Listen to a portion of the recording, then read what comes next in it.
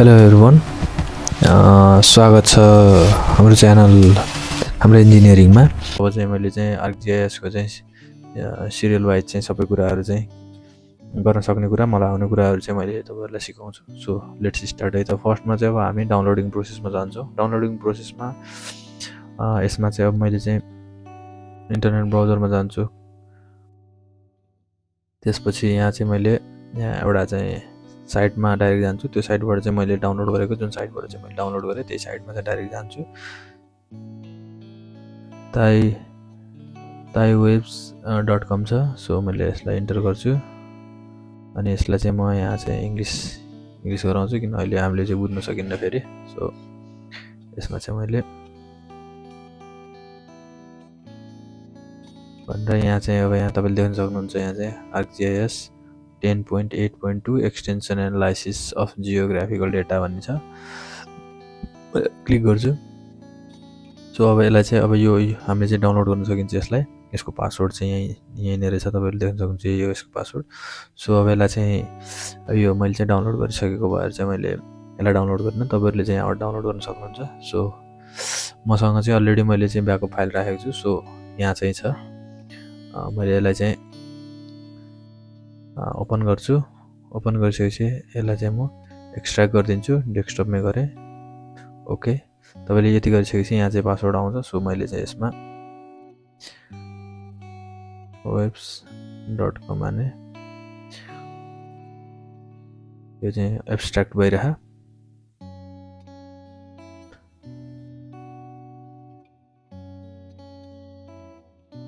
तपाईँको चाहिँ यो फाइलहरू चाहिँ एब्स्ट्र्याक्ट गरिसकेपछि चाहिँ तपाईँको यो डिफेन्डरले तपाईँको भाइरस भए चाहिँ भाइरस समात्छ। अब हामीले चाहिँ प्राय नेपालमा चाहिँ नन पेड सफ्टवेयरहरू चाहिँ युज गर्ने भएको हुँदाखेरि चाहिँ अब हामीले चाहिँ सफ्टवेयरहरू इन्स्टल गर्दाखेरि चाहिँ वाल र डिफेन्डर चाहिँ अफ गर्नुपर्छ। सो मैले चाहिँ कन्ट्रोल प्यानलमा जान्छु। कन्ट्रोल प्यानलमा गएर वाललाई अफ गरिदिन्छु।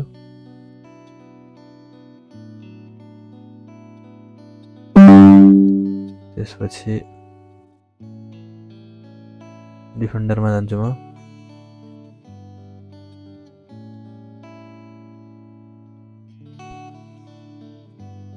प्रोटेक्सनहरू अफ गरिदिएँ मैले।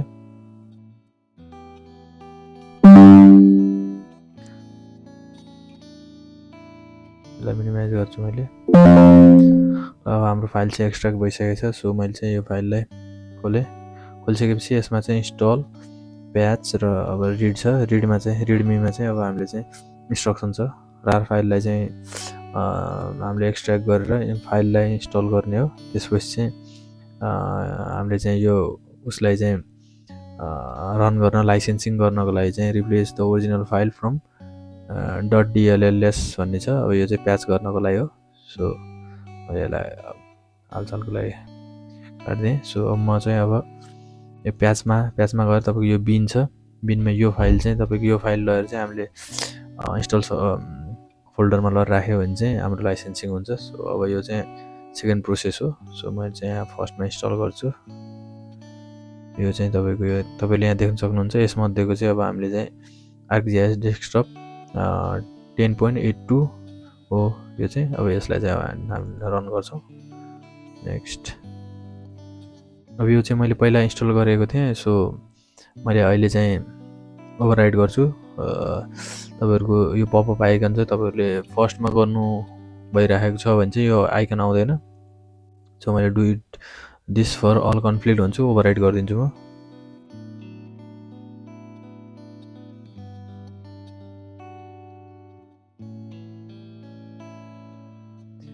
अब यसमा चाहिँ यो लन्च द सेटअप प्रोग्राम छ। मैले यसलाई चाहिँ क्लोज गरिदिएँ। यहाँ चाहिँ अब हाम्रो प्रोसेस यस प्रिपरेसन हुँदैछ। I save the master agreement. Okay, अब यसमा चाहिँ कम्प्लिट र कस्टम छ। हामीले चाहिँ कम्प्लिट नै गर्छौँ। Okay, next. अब यसमा अरू हामीले केही चलाउनु पर्दैन, इन्स्टल गर्छौँ। यो चाहिँ अब यहाँ भनेकै छ please wait while the desktop यति चाहिँ takes several minutes भनेको छ। सो अब यसले चाहिँ अलिकति टाइम लाग्छ।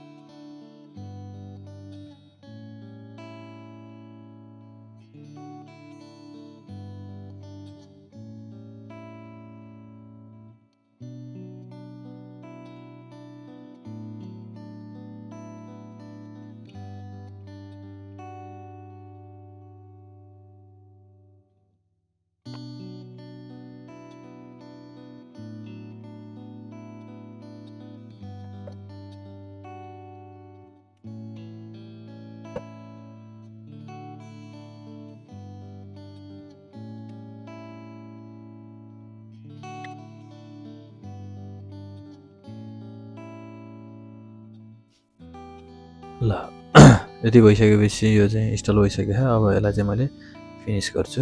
यहाँ फिनिस छ। ल फिनिस गरिसकेपछि चाहिँ अब यहाँ अब अरू चाहिँ अब हामीले चाहिँ ArcGIS डेस्कटप भने advance info arc info concurrent use भने अब यसमा चाहिँ अरू हामीले केही चलाउनु परेन। यसलाई चाहिँ ओके गर्छौँ। ओके गरिसकेपछि यता पनि केही गर्नु परेन। ओके यो अब इन्स्टल भइसकेको छ। अब हामीले चाहिँ यहाँ देख्न सकिन्छ यो आएको नआएको भनेर कहाँ छ र यहाँ यसरी तपाईँको एमएक्सडी डक्टर डकुमेन्टेसन सिन अब यो क्याटलग आर्क म्यापहरू अब यसमा चाहिँ अब आर्क म्यापहरू पनि सबै आउँछ। सो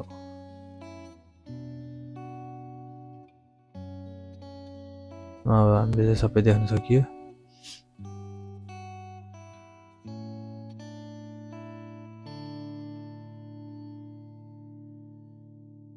अब त्यसपछि मैले चाहिँ अब यसको चाहिँ लोकेसन फोल्डर अब के गर्छु भन्दा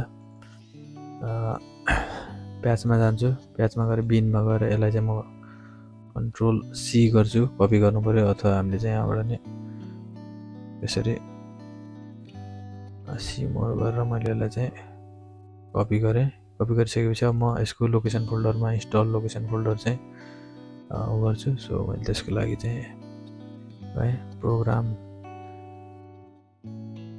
प्रोग्राम फाइल 86 मा जान्छु। सो यसमा गएर म ArcGIS मा जान्छु।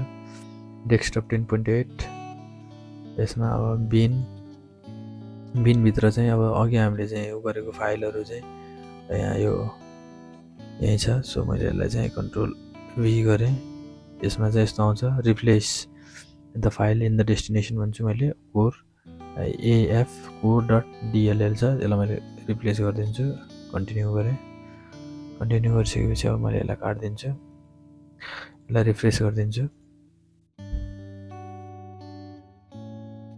यसलाई रिफ्रेस गरिसकेपछि अब मैले चाहिँ खोल्न मिल्यो। अब त्यसपछि मैले चाहिँ कन्ट्रोल प्यानलमा गएर डिफेन्डरलाई पनि अन गरिदिएँ। ओके त्यसपछि यसमा रियल टाइम अन गरेँ। यहाँ सबैलाई चाहिँ अन गरिदिन्छु। यो चाहिँ अब डिभाइस प्रोटेक्सन हो। सो अब मैले रिफ्रेस गरेर र अब यहाँ देखायो भने चाहिँ मैले यहीँबाट गर्न नि मिल्यो है। मैले आर्क ग्लोब खोल्दा नै हुन्छ। यो आर्क म्याप खोल्नु पर्ने चाहिँ आर्क म्याप हो। आर्क म्याप अब मैले यसैलाई नै खोल्न मिलिहाल्यो होइन। आर्क ग्लोब खोल्दा नि केही समस्या होइन। कुरा उयो हो। हाम्रो चाहिँ उ गरेको कुरा चाहिँ लाइसेन्सिङ भयो कि भएन भन्ने कुराले चाहिँ धेरै फरक पार्छ। सो मैले यसलाई चाहिँ यसलाई काटिदिन्छु। अब यो पनि जरुरी परेन होइन। अब यो चाहिँ फाइलहरू पनि अब अहिलेको लागि चाहिँ मैले यहाँबाट फालिदिएँ, ओके गरेँ र यसलाई चाहिँ क्लियर गरिदिन्छु। अब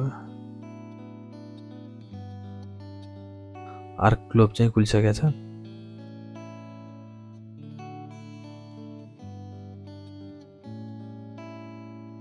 हामीले चाहिँ आर्क ग्लोब हेर्दै गरौँ। आर्क ग्लोबमा चाहिँ सेटिङ जियोस आएको छ, यसलाई चाहिँ मैले अब आर्क म्याप यसलाई चाहिँ ओके गरेँ। आर्क म्याप नै छ, अहिले आर्क म्याप नै छ होइन। यसमा चाहिँ अब हामीले अरू केही गर्नु परेन, गरौँ।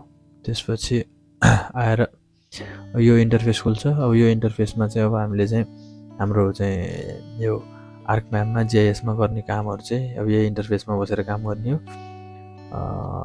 सो अब हामी चाहिँ अर्को भिडियोमा चाहिँ अब यसमा चाहिँ यो इन्टरफेसमा चाहिँ के छ, के गर्न मिल्छ, के गर्न सकिन्छ भन्ने कुराहरू चाहिँ टुल्स एन्ड युटिलिटीको बारेमा कुरा गर्दै जान्छौँ। अब हामीले चाहिँ आर्क म्यापको चाहिँ सिरिज गर्ने भनेर चाहिँ अब सोचिरहेको हो। So let's see in new video.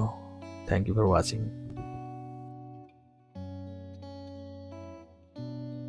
By by.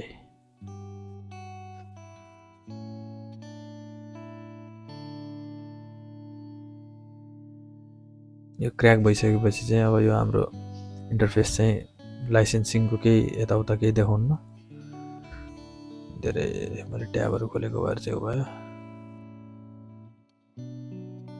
So by by, see you next video. If you like, then like, comment and subscribe this video for more and more videos.